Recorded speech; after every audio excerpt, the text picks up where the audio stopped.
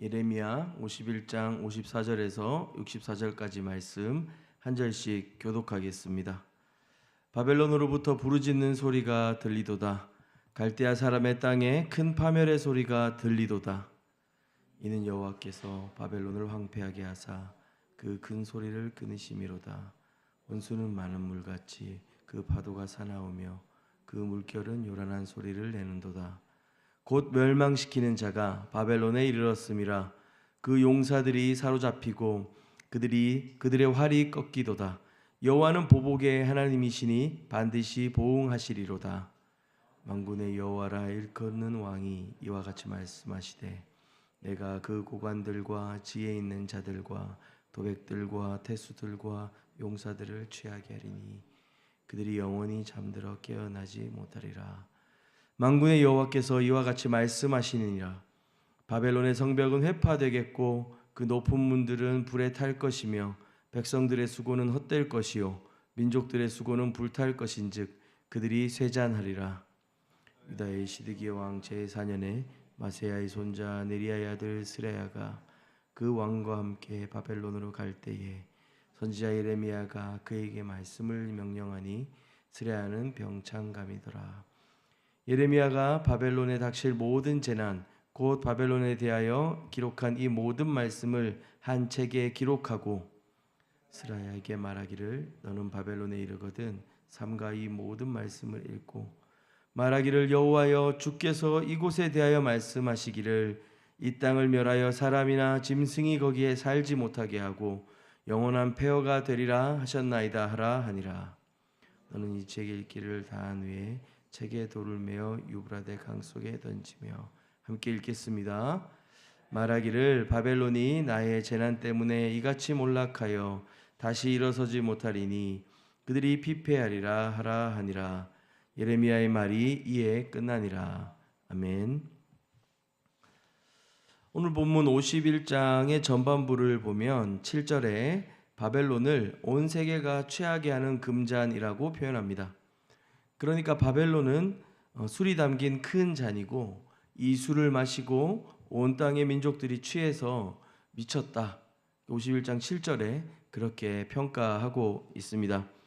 바벨론으로 상징되는 제국의 풍요로움, 그 강력하고 그 번영의 힘의 맛, 그 술잔을 마시고 온 세상이 그 힘과 재물에 취해 교만해진 것을 은유하고 있는 것입니다.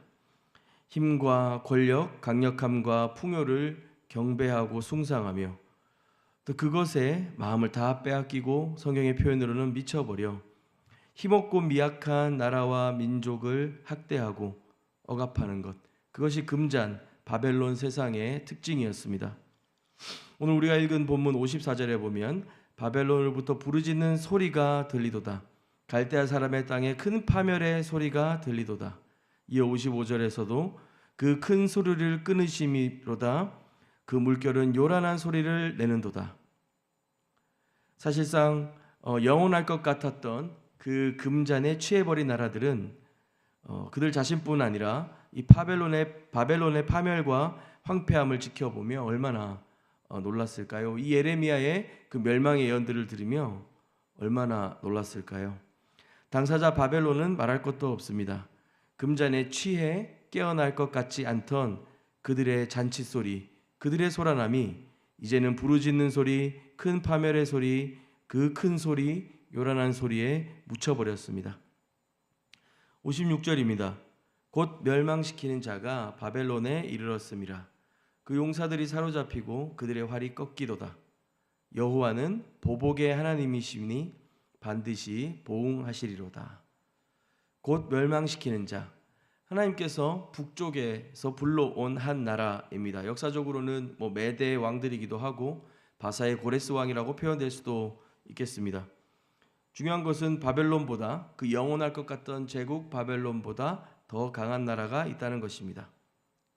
사실 매일 나를 괴롭히는 사람을 때려주는 사람이 있다면 적의 적은 친구다라고 하고 반가운 일이라고 생각할 수도 있습니다.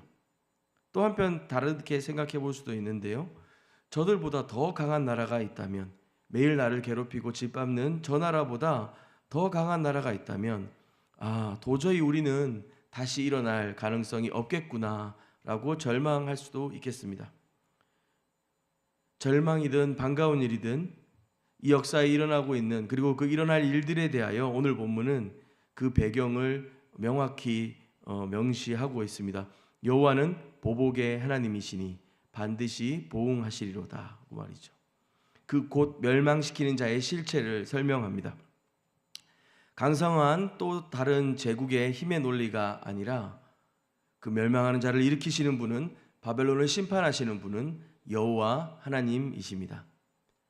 50장, 51장 두 장에 걸쳐서 이 보복, 보응이라고 하는 단어가 최소 10번 이상 등장합니다.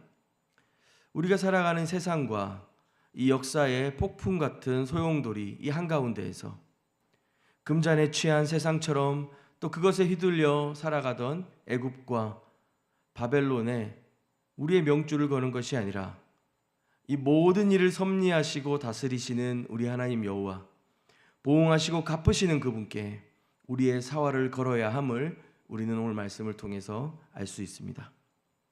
57절, 58절 말씀은 만군의 여호와라 일컫는 왕이 이와 같이 말씀하시되, 그 58절에서도요, 만군의 여호와께서 이와 같이 말씀하시니라.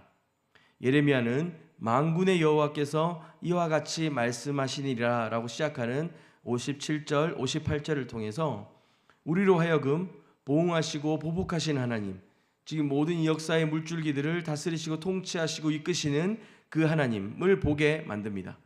우리로 하여금 현재의 문제와 상황을 넘어 영적인 시야를 넓히고 이 문제의 본질, 하나님의 일하심을 바라보게 하는 것이죠. 61절 말씀입니다. 스라야에게 말하기를 너는 바벨론에 이르거든 삼가 이 모든 말씀을 읽고, 62절에 말하기를 여호와여 주께서 이곳에 대하여 말씀하시기를 이 땅을 멸하여 사람이나 짐승이 거기에 살지 못하게 하고 영원한 폐허가 되리라 하셨나이다 하라 하니라. 너는 이 책 읽기를 다 한 후에 책에 돌을 메어 유브라데 강 속에 던지며. 시드기야 왕 제4년, 지금 예레미야가 스라야에게 명령하고 있는 때인데요, 아마 주전 593년 정도 되는 때입니다.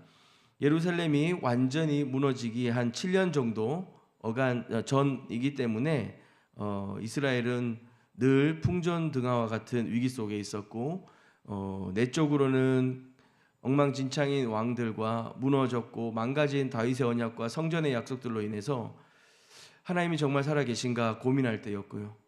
그리고 더 이상 그들이 하나님의 백성답게 살아가지 못하도록 이미 BC 605년 그리고 597년에 바벨론으로 두 번이나 끌려가고 망가진, 내외환이 다 망가진 상태였었습니다. 예레미야는 시드기야 왕과 함께 바벨론으로 향하는 스라야, 병창감이라고 설명하고 있는데, 병창감은 오늘날의 군수사령관과 비슷한 직책입니다. 모든 군대의 물자들을 총괄하는 지도자, 그리고 아마 왕을 보필하는 비서의 역할들도 했던 것 같습니다. 아마도 바벨론에게 이 시드기야 왕과 함께 가서 조공을 바쳐야 되는 책임자의 역할을 하지 않았을까라고 생각합니다. 그리고 그는 사실상 왕으로부터 또 그 바벨론을 향하여 외교 사절로 공식적인 입장을 가지고 있지만, 또 한편 예레미야를 통하여 받은 말씀을 말해야 하고 전해야 하는 명령 또한 받았습니다. 목숨을 걸어야 하는 일이었을지도 모릅니다.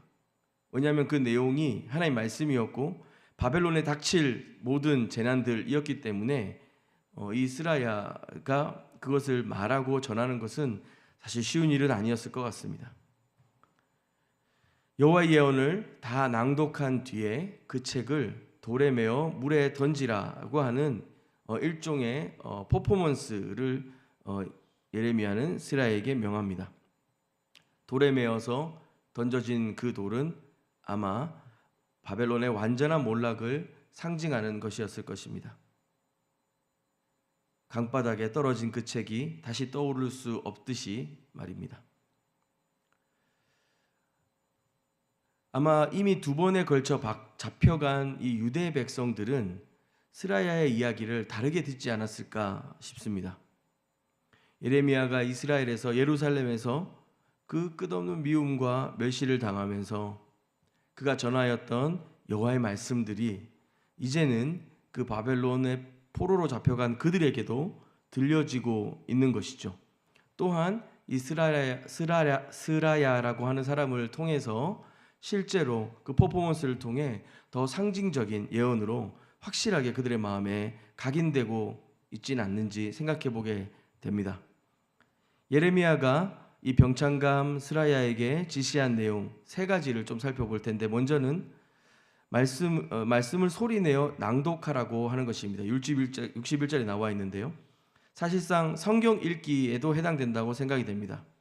두 번째는 그 말씀을 상기시키고 더 각인시키기 위해 소리내어 기도하며 그 말씀을 더 확실하게 확인하라고 62절에 말합니다.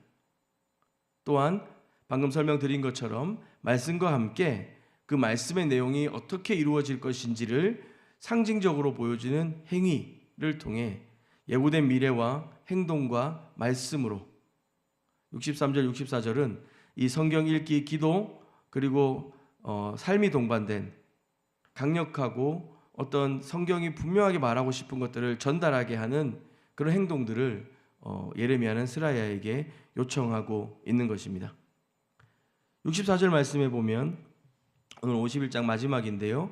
말하기를 바벨론이 나의 재난 때문에 이같이 몰락하여 다시 일어서지 못하리니 그들이 피폐하리라 하라 하니라.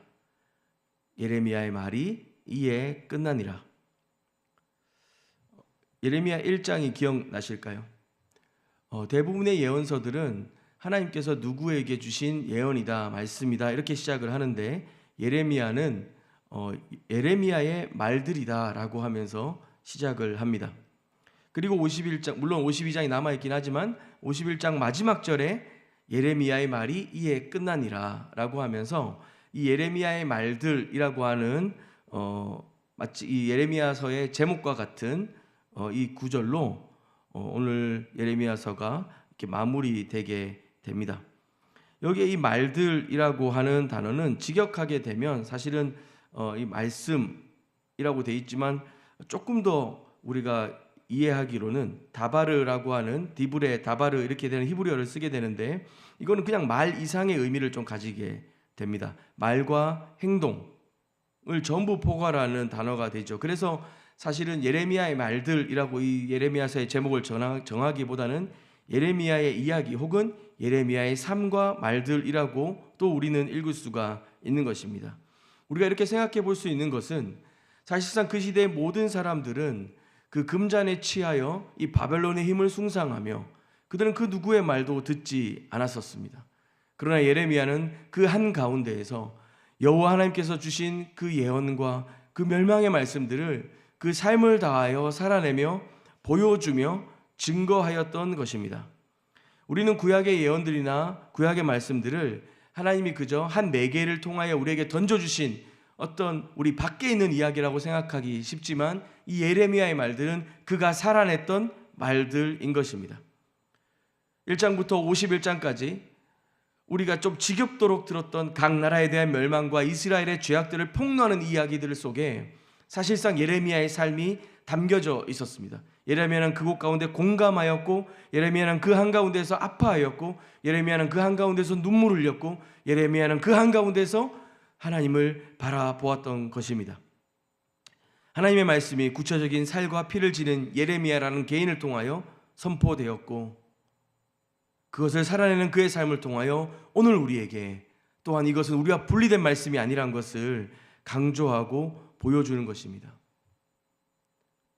예수님 당시에 많은 유대교 지도자들은 멋있는 말들을 많이 쏟아냈고, 그들의 말들을 담아낸 많은 이야기들이 책들로 아직 남아 있습니다. 그러나 그 무덤이 어디인지도 그 생각 어디인지도 알 수 없는 예수라고 하는 그 한 사람은 그 삶을 다하여 살아계신 하나님의 말씀과 구약의 예언들이 어떻게 그들 안에 성취될 것인지를 다 담아내고 보여주셨던 분이셨습니다. 고난받는 야훼의 종, 예레미야의 말들에 담겨져 있었던 그 고난받는 야훼의 종의 전형이 우리는 예수 그리스도 그분의 삶과 그분의 죽음과 부활하심을 통하여 또한 그들을 따르고 그 복음을 위하여 순종하고 헌신하였던 많은 믿음의 선배들과 교회를 통하여 우리는 다시금 우리의 삶으로 또 그 말씀들을 들여다보게 됩니다. 시공간을 초월한 하나님의 말씀이 예레미야의 말들로 표현되었다면 오늘 지금 우리에게도 우리의 삶을 다한 그 하나님의 말씀이 어떻게 우리의 삶과 말로 나타나게 될 것인가 좀 고민하게 되는 것입니다. 예레미야는 고대 유대교에서 담겨져 있었던 성전에 대한 그리고 다윗의 왕조에 대한 그 두 기둥이 완전히 뽑혀 나갈 것이다 라고 예언했던 사람이었습니다. 그러나 예수 그리스도는 그 뽑혀진 기둥들이 다시 그 예수님 안에서 회복되어지는 것을 보여주고 있습니다. 그래서 예레미야는 형식이나 종교적인 겉모습들이 아니라 삶으로 어떻게 담아낼 것인가 예레미야의 말들, 예레미야의 삶과 말로 우리에게 보여줬던 것입니다. 금잔에 취한 것이 아니라 하나님의 말씀으로 충만한 삶, 영원할 것 같던 바빌론은 강물 바닥으로 가라앉고 무너졌고 망가졌고 깨어진 유다를 다시 일으키시겠다고 하신 약속을 우리는 보게 됩니다. 오늘 우리 자신에게 물어야겠습니다. 우리의 형식이나 우리의 겉모습들이 아니라 그 주님의 말씀이 우리의 삶에 어떻게 닿고 있는지, 세상의 이야기와 철학들과 그 번영과 풍요로움의 이야기와 그 금잔에 취해 살아가는 우리의 삶이 아니라 우리의 매일은 어떻게 하나님 말씀 안에 매어 살아가고 있는지 그 은혜를 구하며 이 아침에 함께 주님 앞에 기도할 수 있으면 좋겠습니다. 함께 기도하겠습니다. 사랑하는 주님, 요란하고 소란한 세상 한가운데에서 금잔에 취한 세상의 목소리를 뒤로하고 살아계신 하나님의 말씀 앞에 서기를 결단합니다. 오늘 하루 우리의 삶뿐만 아니라 우리의 평생이 주의 말씀을 담아내고 살아내며 증거하며 나누는 자들, 또 그로 인하여 우리 자신이 말씀 앞에 그 말씀 안에 충만하게 걸어가는 자들 되게 하여 주시옵소서. 또한 우리의 그 삶을 통하여 살아계신 하나님의 영광이 드러나며 그 은혜가 온 땅 가운데 나타나는 역사들을 보게 하여 주시옵소서. 그렇게 주님을 의지하며 우리의 삶을 책임지시고 온 땅을 다스리시며 보응하시고 갚으시는 주님과 함께 동행하는 오늘 되게 하여 주시옵소서. 사랑합니다. 주님 예수님의 이름으로 기도합니다. 아멘. 우리가 같이 기도할 때 먼저는 우리의 인생의 주인이 누구이신가 우리 스스로 좀 돌아보고 회개하고 살피며 주님 앞에 그 십자가 의지하여서 주님 내 마음의 왕자를 취하여 주시고 주님 내 삶의 주인 되어 주십시오. 온 땅을 다스리시며 통치하신 하나님 의지하며 살아가게 해주십시오. 기도했으면 좋겠습니다. 또한 이어서 오늘 하루뿐 아니라 우리의 매일매일의 삶 속에 그 주님의 말씀이 우리가 읽고 듣고 말하는 그의 말씀들이 우리의 삶에 살아내어지는 은혜가 있도록 성령님 우리 안에 오셔서 말씀을 조명하여 주시고 깨닫게 하시고 살아낼 수 있는 담대함과 용기와 힘 주시도록 그 은혜 간구하며 함께 기도하겠습니다. 이후에 개인적인 기도로 주님 앞에 더 나아가도록 하겠습니다.